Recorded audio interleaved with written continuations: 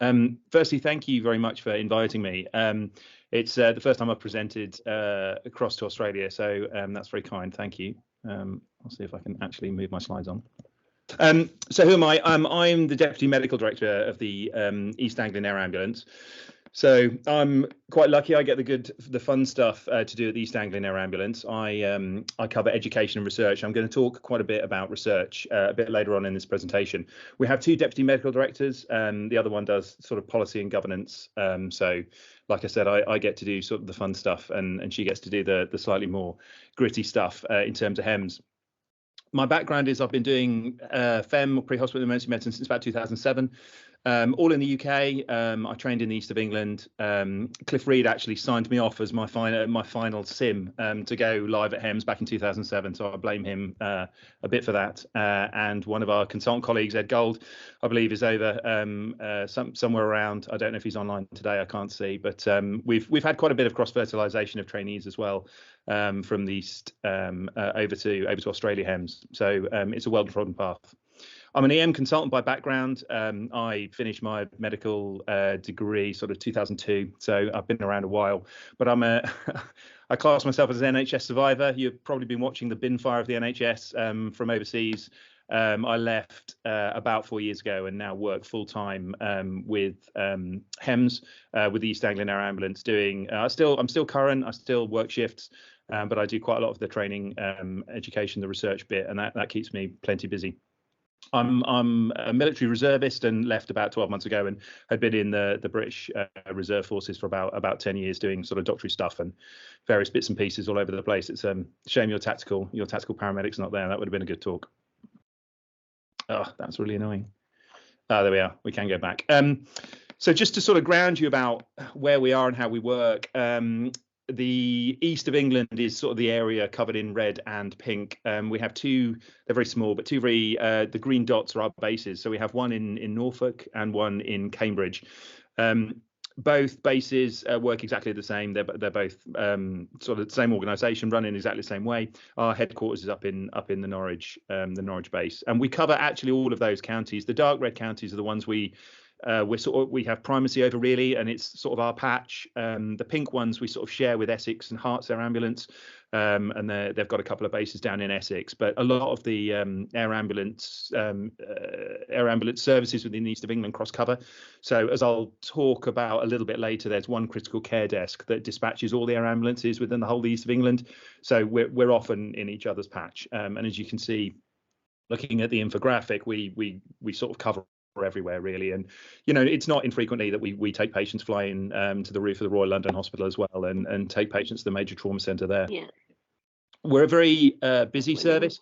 We're 24/7, so we have two H145 aircraft, and they're both night capable. We have a 24/7 night service on the aircraft from Norwich, and our service is 12 hours with the aircraft at Cambridge. And we can fly at night, obviously, in the British winter when the days are really short, but we don't actually have an overnight night shift from Cambridge. And to be honest, there's not really the nighttime work. The single aircraft in Norwich is able to cover all that. We have RRVs at both bases, so if for whatever reason, weather or proximity to the base, we don't want to be tasked by aircraft, then obviously we've got an RRV, and we tip out by RRV. I suppose the difference, really, comparing us to a service like London HEMS, and I don't really know too much about your services, but is we do a lot of medicine. We're a sort of urban-rural geography. We cover just over 6 million people. We've got coastal areas. We've got some large conurbations and cities, and also we've got large expanses of sort of trees and farmland where there isn't very much at all. So we do the whole piece: trauma, kids, adults, medicine, transfers. I'll talk about it a little bit more as we go through, but we're a fairly busy service covering sort of everything pre-hospital. Just some pictures, and really to sort of ground you in where we are. So yeah, we do have some beaches. They're perhaps not as hot as yours, but we've got quite a lot of coastal towns. The east of England is quite popular for holiday tourist stuff as well. So we get large changes in populations in and around the holiday period. And just like I say, we fly at night time all over the place. And as we have the only aircraft that's night capable, we actually find ourselves doing quite long transfers at night time. But because of some of the slightly odd planning laws, we can't go in and land on the helipad at London at night, and landing at night time is quite complicated in terms of helipad access. We do have some 24/7 helipads which we can access, but actually what we tend to do, our major trauma centre in the whole of the east of England is in Cambridge. So at the moment, what we tend to do is fly to the Cambridge base, which is at Cambridge Airport, and then transfer across deck onto an ambulance and then drive 5 miles down the road to the major trauma centre, because our MTC does not have a 24/7 night access lit helipad. There's loads more info on our website, so if you're interested in the charity, please do go and have a browse. There's loads of stuff on there. I'm going to talk quite a lot about research and sort of our, I suppose, development, audit, improvement activity. So there's a load of videos on there. There's some really good external speakers on there. So if you want to, if you're bored on shift, then there's a really good, ECLS presentation by a guy from Holland called Dennis, and there's a whole load of stuff on there of conferences we've done in the past. So please do go digging if you want to see some of the more in-depth stuff that we've done. I'm going to skim over it slightly in this presentation. The way we run our service is it started off very much as a 2-person doctor critical care paramedic service. Before that, very early doors, it was basically double paramedic, and then quite quickly it brought sort of interested general practitioners who did a bit of FEM. That was probably about 10 years ago. And then very quickly we sort of professionalized the system and had secondary care doctors from the emergency side of the NHS do secondments and fly. And now our basic unit is that we'll have a doctor and CCP on the team. We don't ever fly double doctor. We occasionally fly double CCP if there's sickness, but I think across both bases and the 4 shifts we do a day, we've only done that probably once or twice due to short notice sickness in the last year. So almost always we have a doctor and a critical care paramedic. But as you can see, more and more often we're moving into 3-people teams now. So that may be 2 paramedics and a doc, or 2 docs and a paramedic. And we do that for a few reasons. One is for sort of supervision as we bring new people on, or we have trainees. We're not a consultant delivered service yet, although we have quite a lot of consultants. We don't have enough consultants to always there to be a sort of FEM consultant on shift. But that's something I think we're moving towards, and we're certainly going to move towards more of a 3-person team as we move forward. The ICON model, we published some stuff on it. We publish most of our stuff in SJ Trem, so it's there if you want to have a look at it. But it's the interchangeable operator model.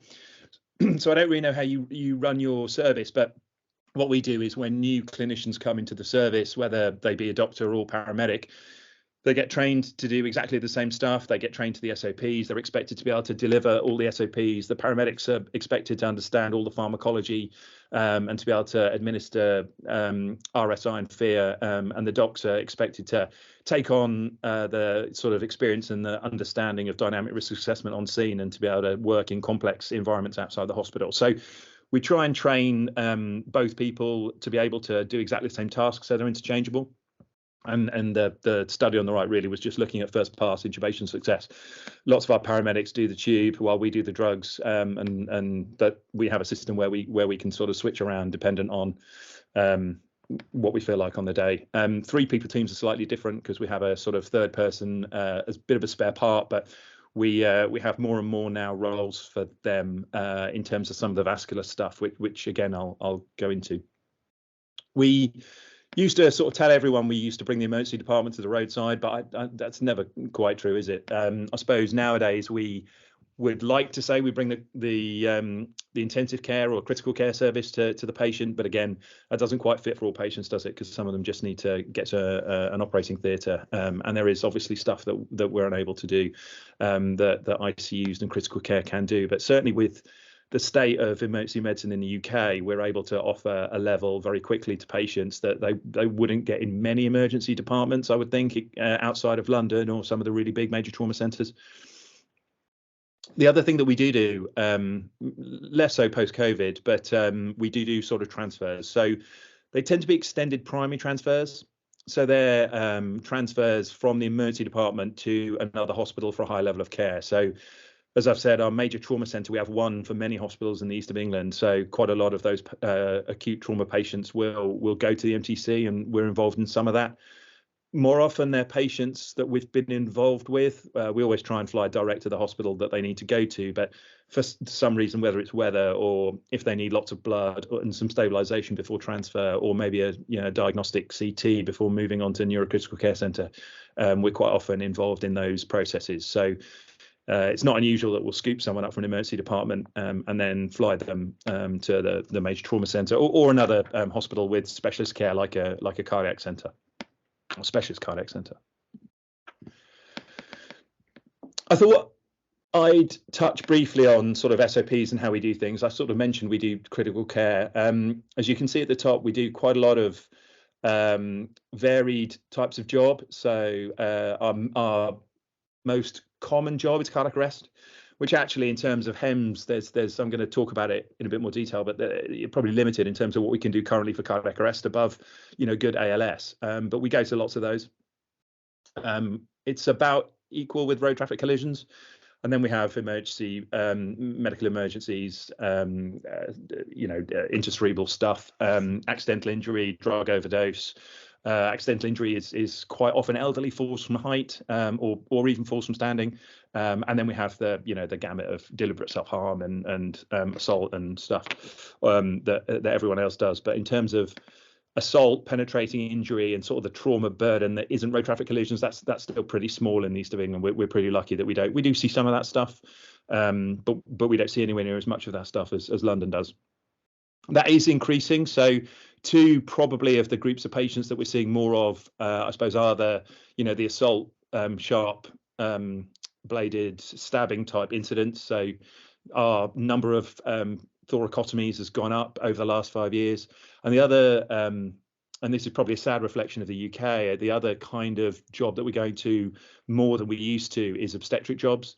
So we go into quite a lot of obstetric jobs, which probably is a reflection of, I don't know, inability to access perhaps proper antenatal care. I don't really know. We haven't really got to the bottom of it, but we've done 2 or 3 resuscitive hysterotomies in a fairly short time period over the last year or two, which is very much outside of what we'd expect, certainly over the last 5-10 years. Maybe that trend won't go up, but certainly we are beginning to see a lot more calls to breech deliveries and complex twin deliveries that are happening at home, which we never used to go to. Most of our RSIs are for TBI, so 80% of our RSIs are for TBI. I mentioned sort of the transfer bit that we do. Most of our air carries are 30 minutes plus because of the geography of the region. And now we have, we sort of started off with a lot of emergency medicine people running the show, and then we had a period where it was lots of anaesthetic ICU people, and now actually we've got a bit of a fair mix. So it's about 50-50 in terms of the background of the clinicians, the doctors that work on the system in terms of EM versus ICU and anaesthetics, which I think we've got about right now. It's good to have a good mix of both. And as I've said before, we're hoping to develop a consultant delivered service moving forward, but we're not government funded. We're completely charity funded organisation, which is about now £17 million a year to run, and that means that being able to pay for consultants out of the NHS at night time is very difficult, because it takes an NHS consultant out of 2 days of medicine back in their day job. And that's not only expensive, but actually very difficult for them to be able to get into their job plans these days. So delivering a consultant service during the day is probably something we can do fairly easily, but certainly doing it at night, there's only a few of us, me included, who do night shifts, because I'm fully employed by the charity, so it makes it easy for me. The other thing we try and do is, now we've moved from sort of bolus medicine to infusion medicine. So obviously the bolus comes with your pre-hospital emergency anaesthetic, but all of the sedation and analgesia and all that kind of stuff afterwards, we try and give. Well, this is actually a micro palliative care pump that we use for ease, because they're small. They're actually microbolus pumps, but they work perfectly well for infusion medicine, for vasopressors, and for sedation, propofol or ketamine, and we use those more often than not. We do have Braun pumps as well, if we want to give really high dose adrenaline, where microbolus isn't very helpful, but we're trying to move much more over to sort of critical care, neater type of medicine. I said I'd talk a little bit about dispatch. So we actually have we've got 3 charitable HEMS organisations in the east of England with 5 different resources, so 5 aircraft. So we've got 2 aircraft. There's a charity called Magpas that have an aircraft up towards the north of Peterborough, and then Essex and Herts have 2 aircraft down towards Essex. And we're all run by 1 desk out of the local ambulance service. So it's called the critical care desk. And it's been through many changes recently, but at the moment it has one of the CCPs who will work for one of those HEMS charities. They're rotated, and they go and sit on the CCD desk 24/7, or well, if they're available, they should be there 24/7. And they have a team of dispatchers, a couple of dispatchers to help them, so they can look at the jobs as they come in for the ambulance service and decide who's the closest resource and send. And the dispatchers will then send and do the communication with the crew, while the clinician then looks at other jobs, because actually they're effectively running 3 different organisations with 5 different resources. They're also tasked with running slightly lower level resources. So obviously we're an RSI capable level 3 team. That's 5 of those teams. But we've got a few advanced paramedics and other charitable organisations who would provide sort of conscious sedation, but not anaesthetic. And they occasionally will tip them out to some of the jobs which are lower acuity as well. So they're actually really busy, and it's quite a difficult job for them. None of them really like it. They don't get much training. There's not much uniformity. So one of the jobs that we've been, or one of the projects we've been trying to do, is to identify the jobs that we or that HEMS have the highest, I suppose, intervention rate with, the ones that we should be going to. It's the golden nugget of FEM, isn't it? Getting to the right jobs all the time and having a 0 stand down rate, but that probably means you're missing some. So that's been very difficult. And this is another paper we published recently. It's probably only relevant really to UK practice, but the ambulance service in the UK, certainly where we are, uses AMPDS to code all their 999 calls. So someone will call 999. A non-medical call taker will ask some questions, and then that job will be coded. So chest pain, not breathing. They go through all the questions and it'll give it a code. For instance, a trapped RTC is a 29D02. So that is a very specific. There are loads of these codes. So we looked at lots of them and tried to identify the ones that we got to, so weren't stood down for, and then the ones that we got to are HEMS intervention rates. So the ones where we had a high level of HEMS intervention rate. So we classified that as anything over and above what a sort of an advanced paramedic will be able to do. So things like RSI, surgical procedures, thoracostomies, bits and pieces. So that's a bit of work that we're doing with them. And again, that's another SJ Trend paper if anyone's interested. One of the major themes, which I'm going to talk about a bit now, is out of hospital cardiac arrest. So out of hospital, we do loads of out of hospital cardiac arrests. Our service probably sees between 500 and 600 a year. Now, a lot of those are, we can't do anything about. They're PLE'd on scene effectively, and we sort of help the ambulance service just provide ALS. About 30% of them get a ROSC, and we transfer them into hospital. We're busy with 600 patients a year, 30% of which get a ROSC, and we deliver post-ROSC care into hospital. And as a service, we probably have about a 15% survival to discharge rate, which in terms of UK is probably double the UK survival to discharge rate for our hospital cardiac arrest. But obviously it's a self-selected group. Quite often we'll just be asked to go to patients who are already in ROSC. This out of hospital cardiac arrest outcomes group is actually a group which is a group run by the University of Warwick in the UK, which looks at all the outcomes from out of hospital cardiac arrests across, well, nationally, but we get all of that data from the ambulance service. So we're quite lucky in that we have an information sharing agreement with our ambulance service that allows us outcome data, well, all the data from 999 call right the way through to survival or discharge of every single out of hospital cardiac arrest patient in the whole east of England, not just the ones we go to. So out of hospital cardiac arrest is something that we're fairly research or audit heavy on, and we publish quite a bit on, because we have access to all of the ambulance service data and the hospital data and everything. So we try and push very hard on publishing papers on out of hospital cardiac arrest, because it's something that we do so often. It's a pretty sad story, though, certainly in terms of out-of-hospital cardiac arrest. These are UK data, and we're probably 4 or 5 years off that graph, but I guarantee it won't have changed much. The survival to discharge of out-of-hospital cardiac arrest is abysmal. Scandinavian countries, places in America have far, far higher rates of survival from out-of-hospital cardiac arrest than we do. And probably that's due to education, defibrillation, and pre-hospital CPR. They're probably the two things, early defibrillation and early CPR, that have made the biggest difference in survival from out-of-hospital cardiac arrest for the last 40 years, really. So, ECMO and all this stuff, it doesn't even scratch the surface, really, when compared to the witnessed arrest, early CPR and early defibrillation. So we've tried very hard to think about what we can do in certainly our organisation to try and think about how to push survival up from apart from being able to obviously teach the public or spread the message about CPR and defibrillation, but what we can do on our HEMS service.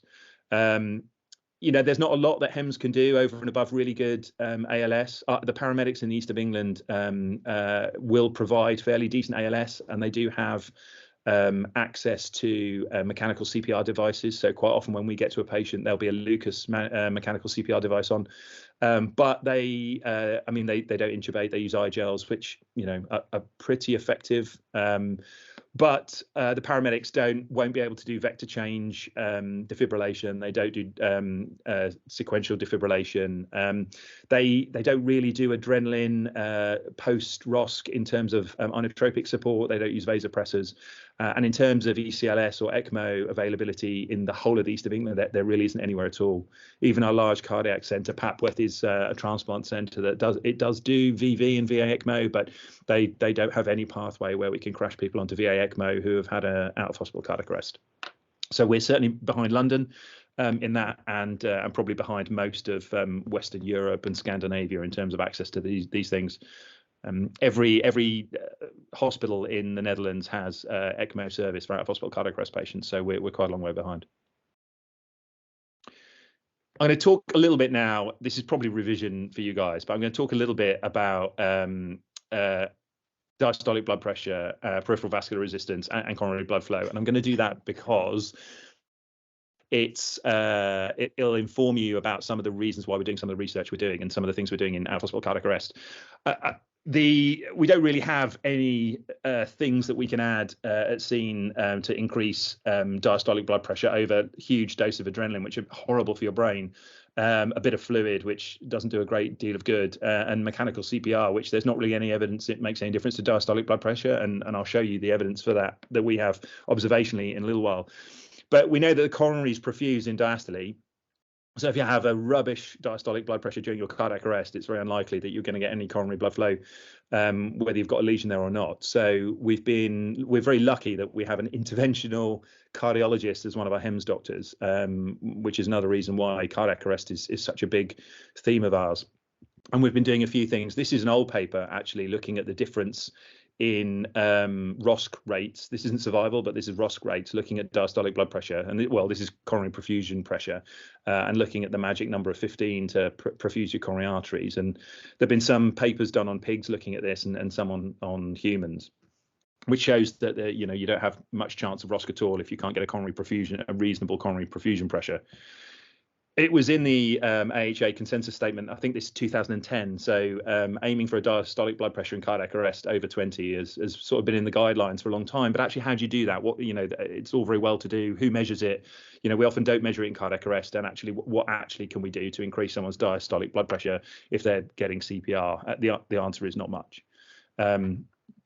So for the last couple of years, informed by someone, we've got quite an endovascular aware and keen team at EAAA. We've got some military docs who do quite a lot of endovascular stuff, and obviously having an interventional cardiologist who works in London helps. And we've developed this SPEAR program. Now, SPEAR is just a funky mnemonic, but actually it's a femoral arterial line. That's as exciting as it gets. So specialist percutaneous endovascular aortic resuscitation, we don't resuscitate anyone due to their aortic blood pressure. We can't really, but we measure it now via femoral arterial line. So what we've started doing is putting sheaths in people's femoral arteries during cardiac arrest. We've been putting arterial lines in for years and years. We've put about 1,500 arterial lines in over the course of the last 5 years, and our paramedics will quite happily shove in a radial artery flow switch for our FEAR patients. So arterial access is something we're quite used to, and we did it ad hoc femorally, but without proper kit and equipment really. So the SPEAR program was informed by us all becoming au fait with ultrasound. So we use the butterfly ultrasound device. And now in cardiac arrests, which we think are workable cardiac arrests, the Utstein witness cardiac arrest, maybe they're in persistent VF or the Lucas is going, and we know we're going to resuscitate them for another 10, 15 minutes. And we're really early on in resuscitation. We'll put a femoral aortic line in to measure their diastolic blood pressure. Like I've said, there's not a great deal we can do about that, but it does at least give us a little bit of information. And we've been doing quite a lot of data capture on that, and I'll show you some of that shortly. But obviously, the ultrasound has been fundamental to that, and our experience with putting lines in, which most of our team are perfectly happy with. There is a training process.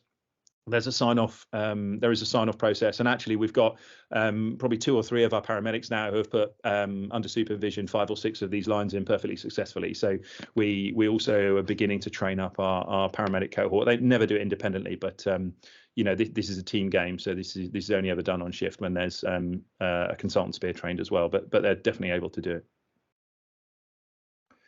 This is the kit we use. So it's the Merit 5 French introducer. It's like it's a 5 French femoral line. So it's Seldinger technique, needle wire, and then introducer. And we put that in cardiac arrest, which is actually a challenge. I don't know if any of you have tried to put femoral lines in cardiac arrest. There's a whole load of stuff that you don't realise if you're used to putting femoral lines in not in cardiac arrest. It's quite interesting. Certainly if mechanical CPR is going on, you have to make sure the wire doesn't disappear into the person with sort of some of the negative pressures that may be generated with mechanical CPR, and also you certainly don't get huge amounts of blood squirt out when you strike oil in the femoral artery. It's something that quite often it's only when you get a pressure bag on the end you know it's in.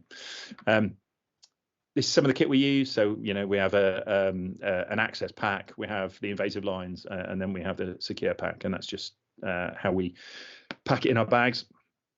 And it's just an example. So this is a 5 French arterial line and a 5 French femoral line. We tend to, it depends. If we've got a decent IV access, we probably won't bother. But if we want to use higher dose adrenaline or vasopressor infusions, then we'll try and go femoral and put a femoral line in. But I have to say most of the patients that have any of these just get the femoral artery line, and then all of the other stuff goes peripherally usually.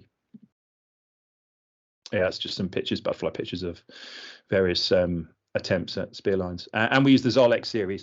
And the Zol X series is useful actually because it was more luck than judgment. It has I think it's 3. It certainly has 2 invasive pressure ports, so we can measure several invasive pressures, and that's going to be relevant as I come on to the end of this talk, really, when I talk about sort of what we're planning to do next in terms of intravascular approach for out-of-hospital cardiac arrest patients.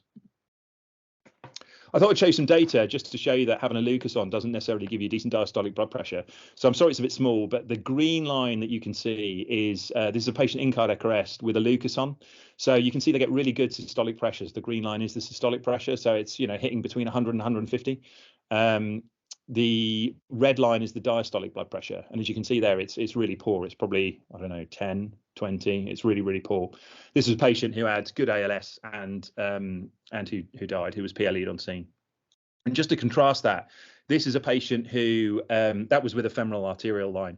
This was a patient who, in cardiac arrest on the left, got a femoral arterial line. They had the Lucas on as well, so pretty poor systolic blood pressures being generated by the Lucas. But for whatever reason, and like I said, it wasn't anything we necessarily did, their diastolic pressure began to climb, and then the black line is the point they got ROSC.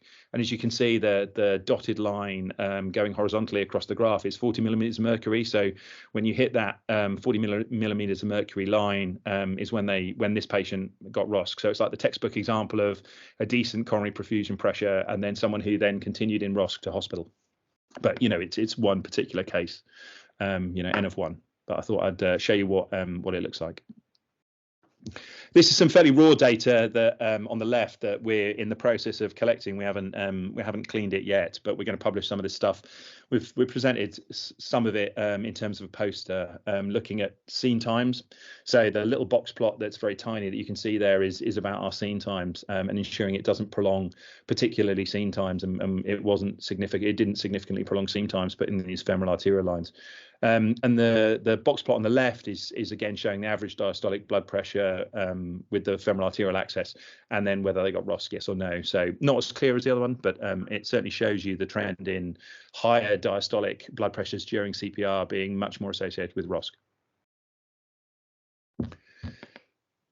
So I'll pause for breath there a little bit and talk to you about our research arm. So I'm very lucky in that I head our research arm, the Air Ambulance and our trustees are really into research, which is unusual for a charity-funded HEMS organisation. The picture on the right is not mine, but it's for any of you who are into your boating, it just shows you there's more variability in boats than there is in kayaks with the confidence intervals. Research is really something that the whole organisation has to buy into to be successful. I have a 150k budget, which is all, like I said, charity fundraise. That doesn't go into the ops. That comes into my budget for research, which is great because it has allowed me to appoint a full-time PhD who comes from Kate, who comes from public health. So she's a data analyst and a researcher. So she works full-time for the Air Ambulance doing audit and research projects. And we've also got a full-time data analyst to help with some of the more complicated data analysis, which is great. And we've also been able to have a rotational sort of job with a registrar who works for us as a sort of senior research specialist who does more of the, I suppose, writing and coming up with some more of the clinical stuff. And that's a rotational model who works with us. So this is the RAID group on the right.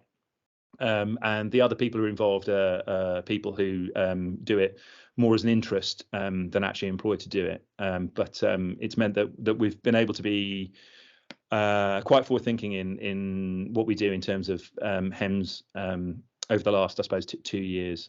So that's been really good. Sorry, it's jumped again. And this is just this is all on the website. If you want to look at the papers we've written, all the posters we've presented, we try and publish in peer-reviewed journals. That's obviously our main output. The posters normally are the papers before they're published, and most of it is in SJ Trem, but we've had stuff in EMJ. There'll be some stuff in resuscitation and some stuff in the European Journal of Emergency Medicine, I think, coming out fairly soon. We've got 2 or 3 more papers under review. One other thing that we're doing, which I thought might be of interest, is near-infrared spectroscopy.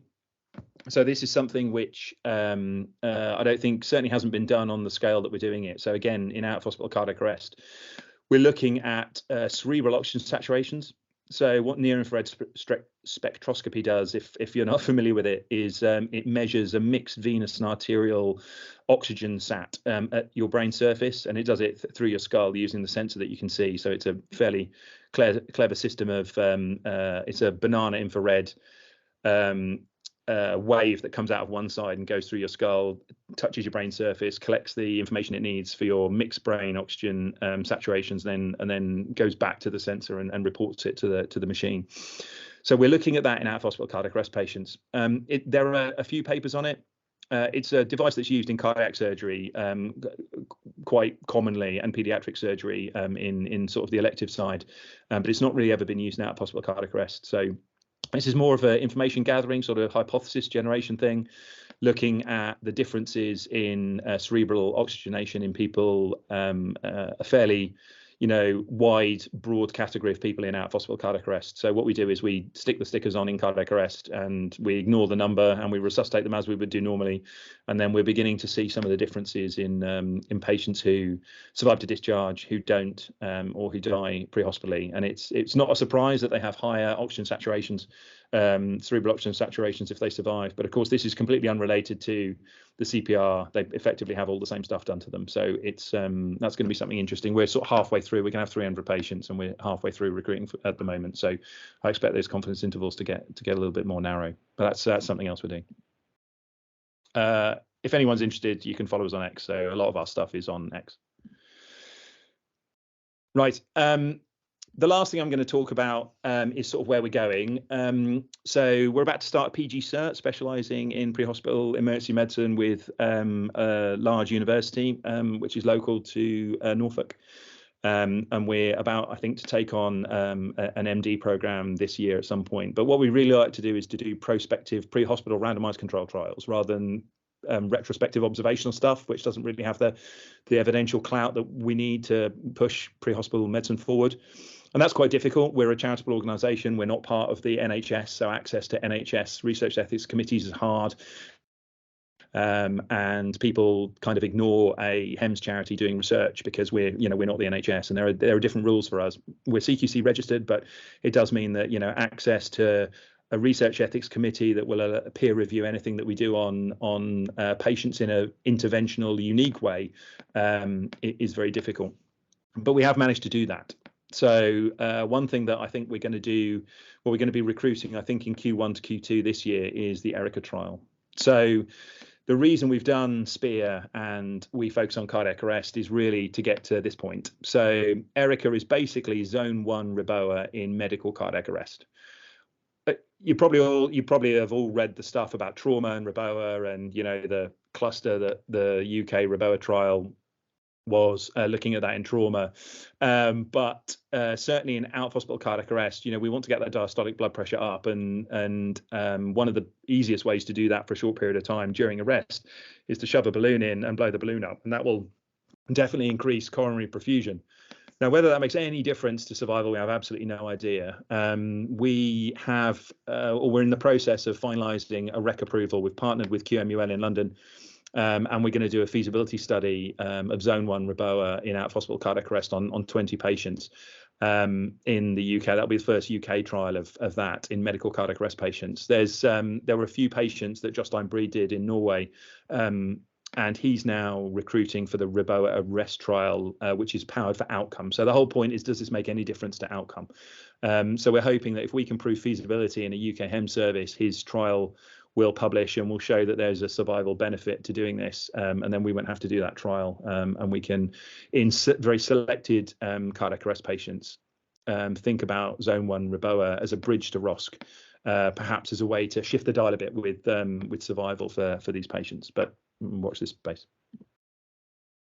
Yeah, well, that's just zone 1 RIBOA and the ER RIBOA catheter, which we'll be using. The benefit of this is we can get a pre and a post balloon blood pressure number, which is why the Zol's been really useful. So actually, if we put this up in cardiac arrest, we can get an arch blood pressure as well as a pre-balloon blood pressure to one, record the differential, and then see if we've got occlusion. And then obviously with zone 1 RIBOA, if we get a ROSC, reducing the balloon, letting it leak, getting a bit of flow to the kidneys and the rest and the bowel and the rest of the body is going to be really key, because these balloons can't really be up for longer than 10-15 minutes. So yeah, we'll see. Watch this space. That's me done. Very happy to take any questions. If I can get out of this, I'll stop sharing. Thank you, Rob. Thank you very much. That was excellent. That was really good insight into your service and some of the research that you've got going on at the moment. I'll just see if there's any questions from the floor. I think we've got a microphone up there. Is there any questions for Rob at the moment? Rob, I might just ask you a little bit about your SPEAR program. I just wondered if you're getting much buy-in from the EDs you're taking patients to. So if they're still in cardiac arrest, are they continuing the data collection? Are you are these services doing any sort of titration of adrenaline boluses depending on the pressures you're getting? Yeah, that's a really good question. I mean, most of we don't convey in cardiac arrest. So if we put the SPEAR lines in, we'll do what we can. There's a bit more we can bring, isn't there, in terms of a vector change, double sequential. We've got a few other drugs and stuff, haven't we, to help in cardiac arrest, but only if it's a persistent VT or VF. So actually, if the patient doesn't get a ROSC, we leave them where they are. If we do get a ROSC on them, actually what we find is most emergency departments love the fact they've got a decent arterial lining. It's only a 5 French, so you don't have to worry too much about the limb and limb ischemia and perfusion, and you don't have to go fishing for clots normally. So most intensive care units will be very thankful that we've got a really decent sized arterial lining, and don't really make any fuss about it. Some of the emergency departments are a bit odd about it. We have to make sure they know it's not a venous line because we don't want them putting high dose adrenaline into femoral artery. But quite often we'll have two. So or we'll try and make sure at least they've got a decent decent central access maybe somewhere else. So it's a pretty swift way of getting them into the cath lab or up to ITU. The other benefit with putting a 5 French femoral line is if they go to PCI, the cardiologist doesn't have to put a 5 French line in. They can just wire the groin and do PCI immediately. So it's certainly angiography. So it's actually helpful in terms of I suppose making that small gains in terms of time to actually, I suppose, PPCI. Yeah, great, excellent. Anything else from the floor? I mean, we've got in terms of your dispatch and tasking, there are some similarities to New South Wales in that we have a senior paramedic doing a lot of the tasking, but we also have a state retrieval consultant who's usually someone who's done some clinical work in pre-hospital and retrieval medicine, and they're involved very much in the tasking process as well. So that was another question I had, if you have any doctor involvement at your CCD where you're actually doing all the dispatch. We don't, and I think it's certainly something that, looking at HEMS organisations around the world, the Scandinavians are really keen on it, and you're there. I think it's certainly something that we could do better. CCD is probably the weakest point in the whole chain of what we do in terms of tasking. So sometimes we're quite delayed in terms of our tasking for some jobs. Sometimes we have immediate send criteria. It's very dependent on the clinician on the desk. So I think actually if we had more clinicians on the desk with experience, I think that would help. The problem is who employs them. It's all about employment, as always. So the ambulance service would have to pay for them, and currently there's no wish for the ambulance service to pay expensive consultants. It's probably something we could do, but we don't have really enough consultants to fly on our service. So seeding them to go and sit in control is again something that at the moment we can't consider. But if we had enough of them, it's certainly something we would consider. Yeah. Great, understood. I've got one last question for you. I know it's getting quite late there, but we often have quite a few international registrars that come over here for a year. Several of whom are going back to the UK. So I'm sure there's some interest in how you recruit and train your registrars when they're coming into your service, particularly if you have a high number or an increasing number of obstetric calls and you're doing sort of these invasive lines and so forth pre-hospital. Can you tell us a little bit about that? Yeah, sure. So we have every time we have a recruitment round, we have a standard sort of introductory course. We get some people who've never done pre-hospital before at all. So it's about a week and a half of fairly intensive simulation training and and then there's a period of observed practice with a consultant until sign off, which is probably similar to most services. If someone's got quite a lot of experience, that tends to be a bit quicker because they understand the environment and the geography and how to do the medicine. They just need to understand our systems and our SOPs, which is quite easier. We don't allow anyone to do SPEAR unless you've done 6 months full-time HEMS previously or with us. We don't think it's something, we think you should be learning about FEM in the first 6 months, and it's probably, your brain's full of being in someone else's home and, not tripping over the bed rather than putting a spear line in your first 6 months of FEM. But if you've done 6 months before, then we have a day course where it's, I suppose, like an ALS course, like any other procedural course where we teach SPEAR, and then we have a sign-off process. And if you've not done it before, you have to do a few observed ones. And if you're used to doing lines, you might be a consultant. If you've come from somewhere else and you're used to doing lines, then it's a case of you do the course, you get a tick in the box, and then if you're familiar with them, you carry on. So it's a fairly swift process. We tend to have bolt-on courses for most things. We have a regular surgical skills course where we do all of the, the thoracotomy, the resuscitive hysterotomy, and all that stuff. The ambulance service where we are, because they actually go to quite a lot of obstetric things, have really good obstetric training themselves. So quite often we'll jump on that. They have our ambulance service have a head midwife who's also a paramedic. So there's lots of CPD that people can jump on for the obstetric side. So it's just taking the opportunities, really. Great. Thank you. That's great. There's just one or two questions on our chat as well. I'll just read them out to you. So Angus, one of our quick care registrars, has said, thank you. Great talk, Rob. Do you pre-prime your outline sets? And I think the next question is, when do you recruit and where do we keep an eye out? So we don't pre-prime them. All of our arterial line sets are, pre-packaged. We open them when we need them. It's really interesting. We call it the Aussie method. I don't even know if it is, but instead of using a pressure bag, we just put a pre-filled saline syringe on the outline kit for the pressure, and we find that works really well. And it means you don't have to worry about a big infusion bag at 300 millimeters of mercury, and that works for most things. It doesn't work very well for femoral lines, to be honest. You do need the infusion bag and the pressure, but for radial artery lines, it works quite well. But that's why we've moved towards a 3-person team, because actually, when we know we're doing it, we can have someone working in the background, getting all the kit ready, pre-priming everything, doing the pumps and all of that stuff. So that's one of the reasons why we're moving more to have a 3rd person. And in terms of recruitment for the ERICA trial, it's registered at clinicaltrials.org. I think we'll recruit 20 people really quickly because it's feasibility. So we're not going to pick our patients. We're doing it on pretty much anyone who's in cardiac arrest under 80 who's had CPR within 10 minutes, because we're not looking for outcome. We're just looking to see if we can get the balloon up and get occlusion. So I think we're pretty hopeful we'll get ethical approval this month, and then it's just about being able to get the trial up and running and recruiting, and then probably I would hope we run a sort of internal conference in November. We call it the Breaking Barriers. It's our RAID conference. We do it, and it's online. You can look at last year's on our website, and we're hoping to have some data for November. So I would hope we will have some of those cases that we can talk about in November. But the one to look at is the Reboa arrest trial in Norway by Jostein. He's about 150 patients recruited out of 250. And if he publishes that at the same time or with us, and that shows an improvement in survival, then we won't need to do any more trials, depending on how you like to read trials and take stuff onto your service. But it may be that we can all start doing it. Who knows? We'll see what it shows. I have a feeling Angus might have been asking you about registrar recruitment rather than your trial recruitment. Okay. Yeah. Oh, sorry. Yeah. You can see my research head. Registrar recruitment, it's all publicised on the website. So we tend to recruit every 12 months.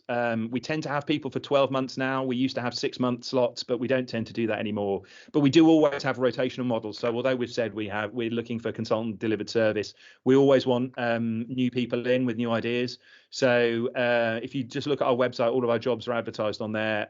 They're all over our socials as well. I think we've probably recruited to 2025 now, but there may be other recruitment opportunities coming towards the end of this year that will be advertised. And they're not all internal. They're we've had people from Australia come over before. We've had people from Scandinavia. So we've had someone from Finland. We've had people from Hungary. We take anyone who is top of the pile when it comes to recruitment. So it doesn't matter where you're from. Excellent. Thank you very much, Rob. I think that might be it for questions, unless there's any more in the chat. Can you hear that? We've got just a question from Claire on where your ERIC patients are heading to, which hospital. Yes, so we will be taking all of those to the cardiac centre. We have 2 cardiac centres in the east of England that take most of our cardiac arrest patients because I don't think any of them will survive, to be honest. Looking at our inclusion criteria, it'll just be about getting the balloon up. But if we do get a ROSC in them, we'll be taking them direct to a cardiac centre, not a local centre. There's a lot in the UK which is controversial at the moment about where cardiac arrest patients should go to. There was a paper, the arrest trial, published in London that said it doesn't matter, you should just take your cardiac arrest patient to the local hospital. Our observational data is completely opposite to that, but we looked at Utstein patients. So, if you've got a PEA or an asystolic arrest, then probably go local. But if you've had a shockable rhythm, then we know it confers an 8% survival benefit if you go to a cardiac centre. And that's a huge data set of retrospective observational data from the east of England. The thing with London is if you go to a non-cardiac centre, you still get an angio within 5 hours.